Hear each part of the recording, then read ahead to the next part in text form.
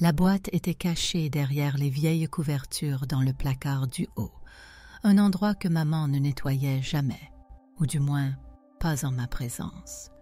Je cherchais une couverture supplémentaire par une froide nuit d'hiver, l'adolescence rendant ma chambre soudainement plus glaciale que le reste de la maison.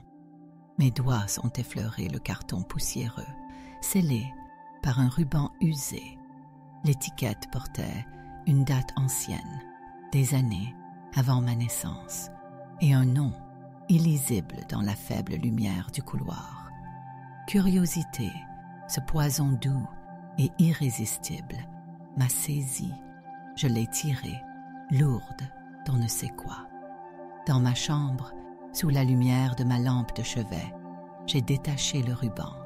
L'intérieur sentait le temps figé, des lettres jaunies, liées par des ficelles, des photographies au bord dentelé, un programme de théâtre d'une ville lointaine, et au fond, sous tout ça, un petit carnet relié de cuir. J'ai commencé par les lettres. L'écriture était fluide, passionnée. Elles étaient adressées à mon amour, signé Jacques. Les dates couvraient une période intense, quelques mois seulement. Elles parlaient d'amour, de projets fous, de fuir, d'un avenir imaginaire.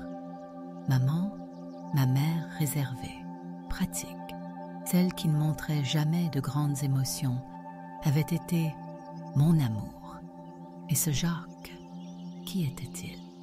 Les dates ne correspondaient pas à l'époque où elle avait rencontré l'homme que j'appelais papa, l'homme qui avait toujours été là, silencieux et stable. Papa. Il n'avait jamais beaucoup parlé de lui-même. Un homme bon, oui, qui pourvoyait aux besoins de la famille, qui s'asseyait dans son fauteuil le soir avec le journal. Notre relation était faite de silence confortable, plus que de grandes conversations. Je l'aimais, bien sûr, d'un amour habituel, celui qu'un enfant porte à la figure paternelle présente, mais il y avait toujours une distance subtile. Pas de câlin spontané, pas d'histoire racontée sur ses jeunes années, juste une présence constante, rassurante à sa manière. Maman et lui formaient un couple paisible, trop paisible peut-être, un calme qui maintenant me semblait suspect, comme la surface immobile d'une eau profonde et agitée. Les photographies dans la boîte montraient maman jeune, souriant, les yeux pétillants d'une manière que je ne lui connaissais pas. Et sur plusieurs d'entre elles, un homme à ses côtés, grand, aux cheveux sombres bouclés, un sourire éclatant, Jacques. Ils riaient ensemble, s'enlaçaient sur une plage que je ne reconnaissais pas, se regardaient avec une intensité qui arrachait le cœur. L'homme sur ces photos n'avait rien à voir avec mon père. Rien. Le choc fut physique.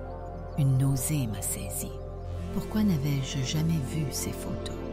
Pourquoi ce Jacques n'avait-il jamais été mentionné? J'ai feuilleté le carnet. Il s'agissait du journal intime de maman. Les dernières entrées, celles qui se rapprochaient de l'année de ma naissance, étaient écrites d'une main tremblante, parfois tachées, comme par des larmes, des mots fragmentés.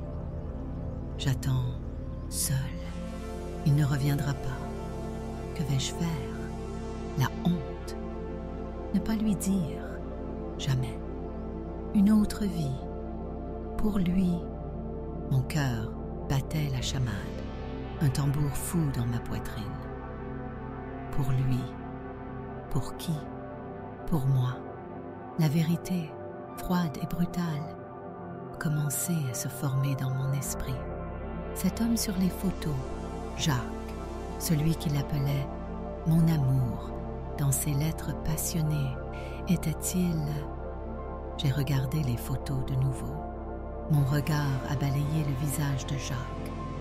Puis je l'ai comparé, avec une angoisse grandissante, à mon propre reflet dans la vitre sombre de ma fenêtre. Les cheveux, oui, bouclés, quand ils étaient plus longs, le nez, la forme des yeux. Il y avait une ressemblance indéniable, une ressemblance que je n'avais jamais cherchée auparavant, que je n'aurais jamais imaginé chercher. Mon père, l'homme qui me servait de père, et cet homme, ce Jacques. La boîte est restée sur mon lit cette nuit-là. Je n'ai pas dormi. J'ai relu les lettres, le journal. L'histoire se dessinait par fragments. Un amour intense, une séparation forcée ou choisie par Jacques, la découverte de la grossesse de maman après son départ, la peur, le désespoir, puis l'arrivée de l'autre homme, celui qui deviendrait mon père. Un arrangement, un refuge, une manière d'effacer le passé, de donner un cadre, une normalité à l'enfant à venir.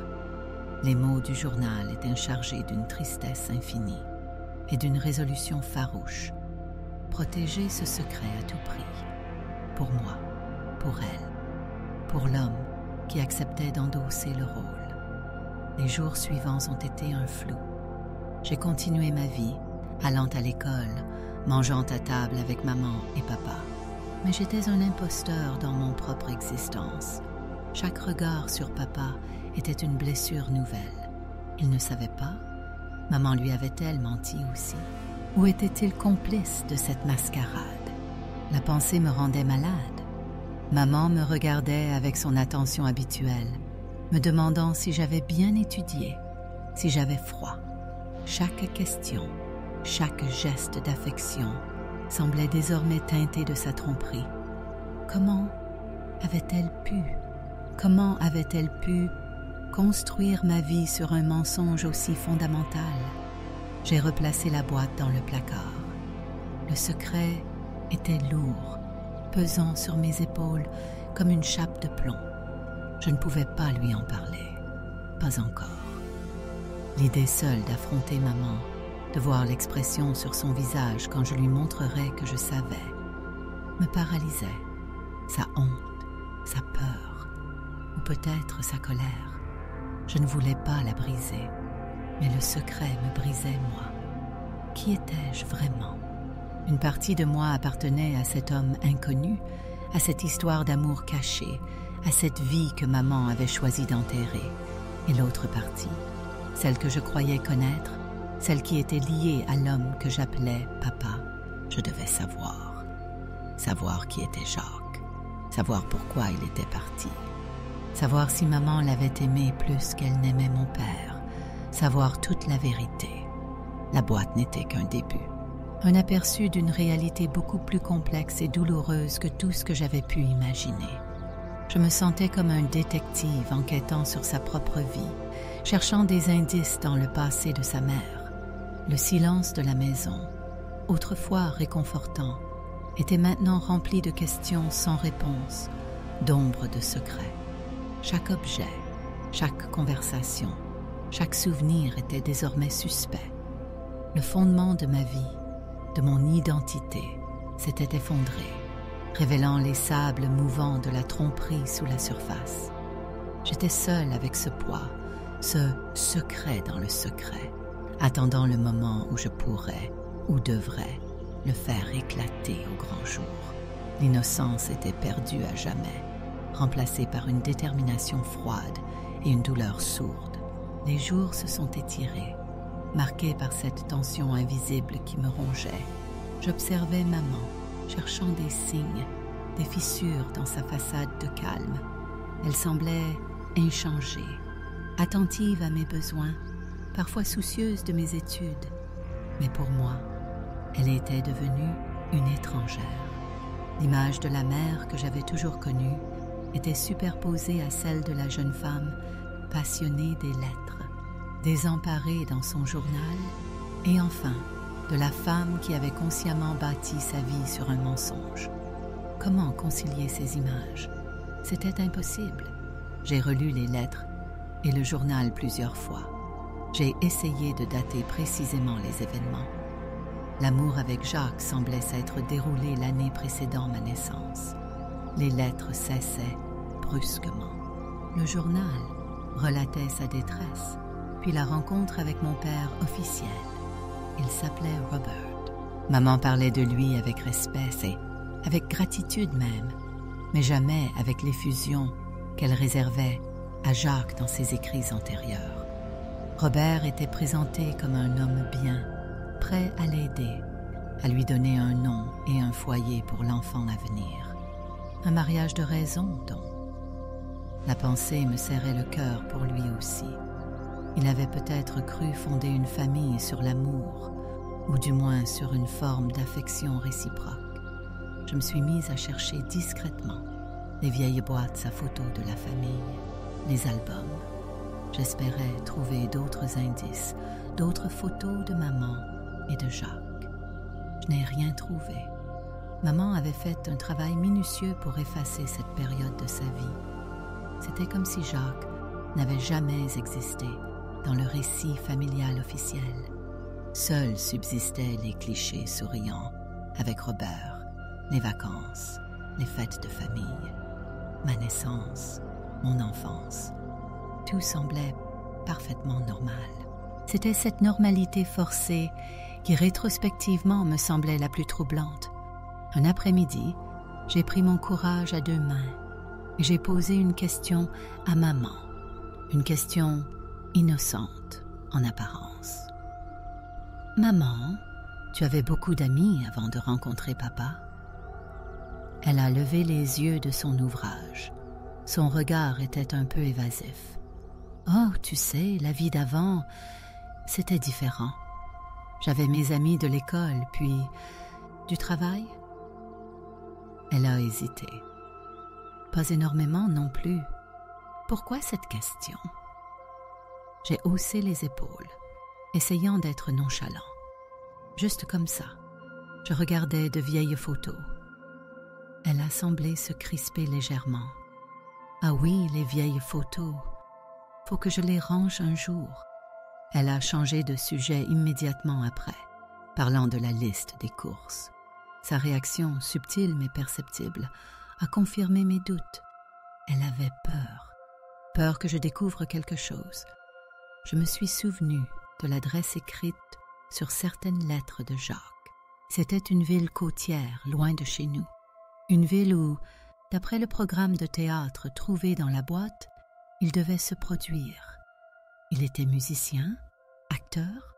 Le programme indiquait une pièce, un nom d'acteur dans la distribution. Jacques Dubois. C'était un nom commun, mais avec le nom de la ville et la date, c'était un point de départ. Internet est devenu mon meilleur allié. J'ai tapé Jacques Dubois, acteur, nom de la ville, année approximative. Les premières recherches ne donnaient rien. Puis, j'ai affiné. Théâtre, nom de la ville, archives. J'ai fini par trouver un site, visiblement tenu par des passionnés de théâtre local. Il y avait des archives de programmes, des photos de spectacles anciens. J'ai cherché la pièce mentionnée dans le programme de maman. Je l'ai trouvée. Elle était, il y avait une distribution. Jacques Dubois y figurait bien. Il y avait même une petite photo en noir et blanc. C'était lui, l'homme, des photos de la boîte. L'homme au sourire éclatant. J'ai cherché son nom, Jacques Dubois. Beaucoup de résultats, mais j'ai ajouté acteur et la ville. Les résultats se sont réduits. J'ai trouvé quelques articles de journaux locaux datant de cette époque, mentionnant la troupe de théâtre. Jacques Dubois y était décrit comme un jeune comédien prometteur. Puis, les traces se perdaient. Avait-il continué sa carrière? Avait-il quitté la ville? J'ai cherché des nécrologies. Rien ne correspondait à un décès à l'époque probable. Il était peut-être encore en vie.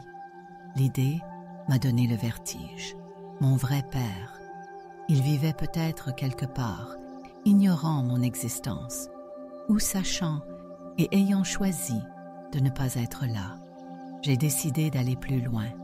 J'ai trouvé l'adresse du théâtre dans cette ville côtière. J'ai même trouvé un numéro de téléphone pour le contacter. J'ai hésité longtemps. Que dirais-je? Bonjour, je suis le fils d'une femme qui a eu une liaison avec l'un de vos anciens acteurs il y a tant d'années. C'était absurde. J'ai cherché des contacts d'anciens membres de la troupe si possible. Parfois, les sites de passionnés de théâtre mettent en relation d'anciens acteurs. J'ai fini par trouver une adresse e-mail, celle de la personne qui semblait gérer le site et les archives. Je lui ai écrit.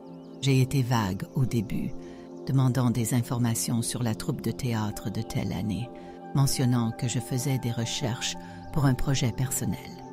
La personne a répondu aimable, m'offrant de l'aide si je cherchais un acteur en particulier. J'ai hésité, puis j'ai franchi le pas. J'ai demandé si cette personne avait des informations sur Jacques Dubois, qui jouait dans telle pièce. J'ai précisé que c'était pour des raisons familiales. La réponse est arrivée quelques jours plus tard. Ah, Jacques Dubois, un jeune talent, très apprécié à l'époque. Malheureusement, il n'est resté que peu de temps dans la troupe. Il est parti très soudainement après cette saison, sans vraiment donner d'explication. C'est dommage. J'ai perdu sa trace par la suite. Il me semble qu'il devait rejoindre une troupe à Paris, mais je n'en suis pas certain. Son départ a été un peu mystérieux. Mystérieux. Le mot a résonné en moi. Son départ avait été mystérieux pour la troupe. Mystérieux pour maman aussi? Ou avait-elle su pourquoi il était parti? Les lettres s'étaient arrêtées, le journal parlait de lui ne revenant pas. L'abandon, la pièce manquante du puzzle, était toujours là. Pourquoi était-il parti? Et savait-il qu'elle était enceinte? Je me sentais plus proche de la vérité, mais aussi plus seule.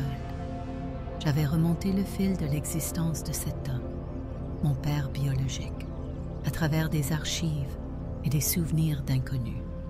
Il avait un nom, un visage, une histoire, même incomplète.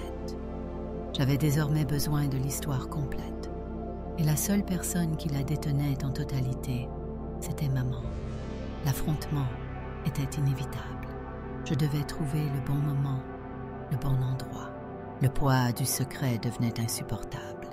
Il écrasait ma relation avec ma mère, avec l'homme que j'appelais père et avec moi-même. Je devais la faire parler. Je devais connaître toute l'histoire, même si elle était douloureuse, même si elle brisait ce qui restait de l'image idéalisée de ma famille. La quête de la vérité était devenue ma seule priorité. J'ai attendu le moment où Robert, l'homme que j'appelais papa, serait absent. Il partait souvent en déplacement pour son travail. C'est durant l'une de ces absences que j'ai décidé que l'heure était venue. J'ai préparé la boîte. Je l'ai posée sur la table du salon, à côté de moi, comme un procureur préparerait ses preuves. Maman était dans la cuisine. Je l'ai appelée d'une voix qui se voulait ferme, mais qui tremblait légèrement. « Maman, est-ce qu'on peut parler? Sérieusement? » Elle est arrivée, une tasse de thé à la main. Elle a vu la boîte. Ses yeux ont légèrement écarquillé. La couleur a quitté son visage. Elle a compris immédiatement. Pas besoin d'explication. Elle a posé sa tasse. Ses mains se sont serrées l'une l'autre. Elle s'est assise lentement en face de moi. L'air était lourd, électrique. Le silence a duré une éternité. « Tu as trouvé la boîte ?» a-t-elle dit d'une voix à peine audible. Ce n'était pas une question. J'ai acquiescé. Oui, dans le placard du haut. Elle a baissé les yeux. Ses épaules se sont affaissées. Je croyais que tu ne la trouverais jamais. Il y a des lettres, des photos, un journal. Ai-je continué, ma voix gagnant en assurance, nourrie par des semaines de tension contenue. Elle parle d'un homme, Jacques.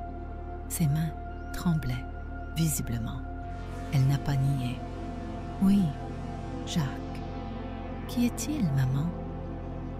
La question est sortie, directe, accusatrice. D'après les dates, le journal, c'est mon père, n'est-ce pas? Mon vrai père. Elle a relevé les yeux vers moi. Ils étaient remplis de larmes retenues, de tristesse et d'une fatigue infinie.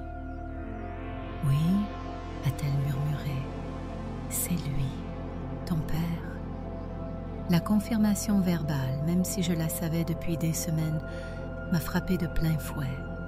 C'était réel, le secret, la vérité cachée, tout prenait une forme tangible. Pourquoi? C'était le seul mot que j'ai pu articuler pendant un moment. Pourquoi tu ne m'as jamais dit? Pourquoi tout ce mensonge? Papa, Robert, sait-il? Elle a pris une profonde inspiration, comme pour puiser la force nécessaire pour déverser des années de non-dit. C'était compliqué. Jacques et moi, c'était un amour très fort, mais impossible à l'époque. Sa famille n'aurait jamais accepté notre relation pour des raisons sociales. Et puis, il rêvait de Paris, de sa carrière de comédien. Il devait partir. On s'était promis des choses, un avenir. Mais une fois parti, les lettres se sont espacées, puis ont cessé. Il a cessé de répondre. Je ne sais toujours pas pourquoi. Peut-être les pressions de sa famille, peut-être qu'il a simplement choisi sa carrière, ou peut-être qu'il a rencontré quelqu'un d'autre. Je ne sais pas. Sa voix se brisait. Quand j'ai découvert que j'étais enceinte, j'étais seule, complètement seule. J'ai essayé de le joindre, mais sans succès. Elle a fait une pause, regardant la boîte comme si elle y voyait son propre passé douloureux. À l'époque, être une fille mère, c'était la honte pour ma famille, pour moi. J'étais désespérée. Et puis, j'ai rencontré Robert. Il était, paisible. Il savait que j'attendais un enfant, mais il ne m'a pas jugée. Il a proposé de m'épouser, de donner son nom à l'enfant, de nous offrir une vie stable. C'était une planche de salut. Il savait, Robert savait que tu n'attendais pas son enfant? Oui, a-t-elle confirmé doucement. Il savait, je lui ai tout dit. Il a accepté de t'élever comme si tu étais le sien. Il m'a demandé une seule chose, que nous n'en parlions jamais, que nous vivions comme une famille normale, pour toi. Il ne voulait pas que tu portes le poids de cette histoire, que tu sois différent, que tu aies à faire face aux regards ou aux questions. Mon cœur s'est serré. Robert, l'homme que j'avais mis en doute. Il n'était pas un complice de sa tromperie, mais un homme généreux qui avait fait un choix, qui avait accepté d'aimer un enfant qui n'était pas le sien et de garder un secret lourd pour lui donner une vie normale. J'avais été injuste.